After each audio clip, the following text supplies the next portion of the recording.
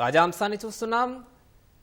కేటీఆర్ పై ACB కేసుకు సంబంధించి పూర్తి వివరాలు మా ప్రతినిధి రఘువర్ధన్ అడిగి తెలుసుకుందాం. రఘువర్ధన్, చెప్పండి. ఫార్ములా ఈ కేసుకు సంబంధించి ఎఫ్ఐఆర్ లో తనను ముద్దాయిగా చేర్చడంపై కేటీఆర్ సుదీర్ఘ వివరణ ఇచ్చారు. ప్రధానంగా ఏం జరిగింది అన్న అంశాలకు సంబంధించి కేటీఆర్ తన వివరణ ఇచ్చారు. ఏం జరిగింది మొత్తానికి సంబంధించి ఈ వ్యవహారంలో మొదటగా ఫార్ములా ఈ కోసం తాము చేసిన ప్రయత్నాలు, చేసుకున్న ఒప్పందాలు, వాటన్నింటినీ వివరించారు. ప్రత్యేకించి గతంలో 2023లో జరిగిన ఫార్ములా ఈలో భాగస్వామిగా ఉన్న సంస్థ తప్పుకోవడంతో తదుపరి సంవత్సరానికి ఫార్ములా ఈ రేసు కొనసాగించాలన్న ఉద్దేశంతోనే తన ఆదేశాల మేరకు హెచ్ఎండిఏ నుంచి డబ్బులు చెల్లించారని, హెచ్ఎండిఏకు అటువంటి అధికారం ఉంది, హెచ్ఎండిఏ చట్ట ప్రకారం అటువంటి చేయవచ్చు, ఆ చెల్లింపులు చేయవచ్చు కాబట్టి అందుకు లోబడి 55 కోట్ల రూపాయలను అరవింద్ కుమార్ చెల్లించారని, 2 దఫాల్లో చెల్లించారని కేటీఆర్ చెప్పారు. సెప్టెంబర్ 23వ తేదీన 2023 సెప్టెంబర్ 23వ తేదీన తనకు దస్త్రం వస్తే సంతకం చేశామని కేటీఆర్ స్పష్టం చేశారు. ఆ తర్వాత డబ్బులు చెల్లించినట్లు కూడా చెప్పారు. అయితే ఇక రాష్ట్రంలో అదే ఎన్నికల్లో తాము గెలుస్తామని భావించి మరొక స్పాన్సర్ వెతుకుదామని అనుకున్నాం, కానీ దురదృష్టవశాత్తు ఎన్నికల్లో ఓడిపోవడంతో తాము అవకాశం లేకుండా పోయింది. అయితే కాంగ్రెస్ ప్రభుత్వం అధికారంలోకి వచ్చిన తర్వాత ఈ ఫార్ములా ఈకి సంబంధించిన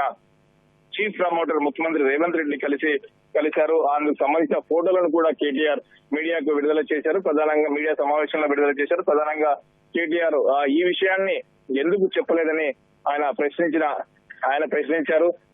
ఈ విషయాన్ని ఎందుకు చెప్పలేదని ఆయన ప్రశ్నించారు. ఇప్పటి వరకు ఈ విషయాన్ని బయట పెట్టలేదు రాష్ట్ర ప్రభుత్వం.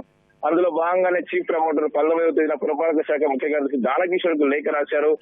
రేసును మరొక 3 ఏళ్లు నిర్వహించేందుకు సిద్ధంగా ఉన్నామని, అందుకు అనుగుణంగా తమకు 21వ తేదీలోగా లిఖితపూర్వక హామీ లేఖ ఇవ్వాలని చీఫ్ ప్రమోటర్ కోరినట్లు కూడా కేటీఆర్ వివరించారు. అయితే అది జరగకపోవడంతో, రాష్ట్ర ప్రభుత్వం నుంచి లిఖితపూర్వక హామీ ఇవ్వకపోవడంతో ఆ సంస్థ 22వ తేదీ లీగల్ నోటీస్ పంపిందని, 3వ వాయిదా చెల్లించలేదు కాబట్టి 26వ తేదీ వరకు గడువు ఇచ్చి తమకు ఇప్పటి వరకు 55 కోట్లు అందాయి, 3వ వాయిదా చెల్లించలేదు కాబట్టి తాము చర్యలు తీసుకుంటామని చెప్పారు.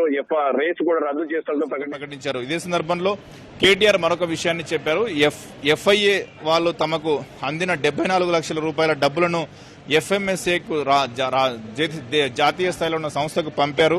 ఆ డబ్బును వెనక్కి తీసుకోవాలని పలుమార్లు లేఖ రాసినా పట్టించుకోవాలని కేటీఆర్ చెప్తున్నారు. ప్రధానంగా కేటీఆర్ ఒకటే విషయాన్ని పదే స్పష్టం చేస్తున్నారు. 55 కోట్ల రూపాయలు తన ఆదేశాల మేరకు అప్పటి పురపాలక శాఖ ముఖ్య కార్యదర్శి అరవింద్ కుమార్ చెల్లించారు.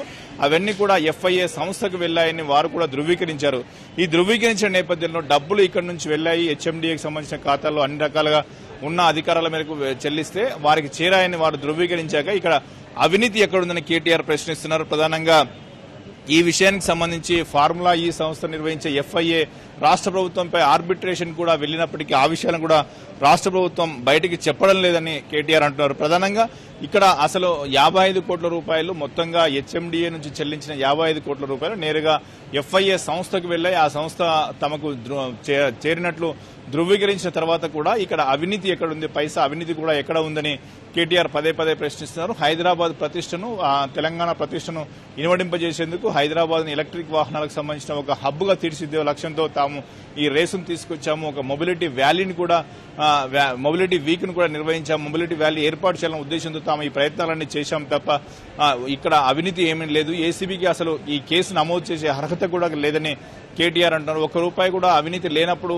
ఏసీబీ కేసు ఎలా నమోదు చేస్తుందని ప్రశ్నిస్తారు. ఈ విషయంలో తాము భయపడే ప్రసక్తి లేదని న్యాయపరంగా ఎదుర్కొంటామని చెప్తున్నారు. న్యాయపరంగా ఎఫ్ఐఆర్ కి సంబంధించిన అంశాలపై పార్టీ న్యాయ విభాగం ఇందుకు సంబంధించిన చూసుకుంటుంది, మిగతా న్యాయ పోరాటం చేస్తుందని కేటీఆర్ చెప్తున్నారు. ఇదే సందర్భంలో తాము రాజకీయంగా కూడా పోరాడతామని, న్యాయపరంగా పోరాడతామని చెప్తున్నాము, తాము భయపడేది లేదని ఇప్పటికే తాను పలుమార్లు కోరాను. శాసనసభాపతిని ఇవాళ శాసనసభ వేదికగా కూడా కోరాను.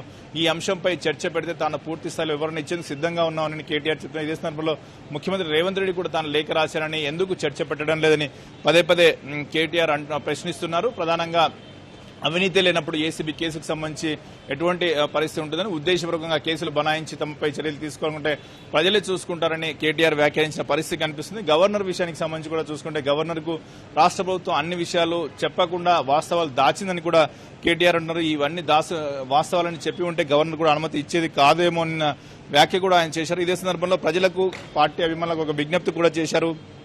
పార్టీ పరంగా రాజకీయంగా పోరాడతాం, న్యాయపరంగా లీగల్ సెల్ పోరాడుతుంది. ఈ సందర్భంలో శాంతియుతంగానే వ్యవహరించాలని కేటీఆర్ చెప్పారు. ఇది ఫార్ములా ఈ అంశానికి సంబంధించి కేటీఆర్ ఇచ్చిన వివరణ. Over to studio.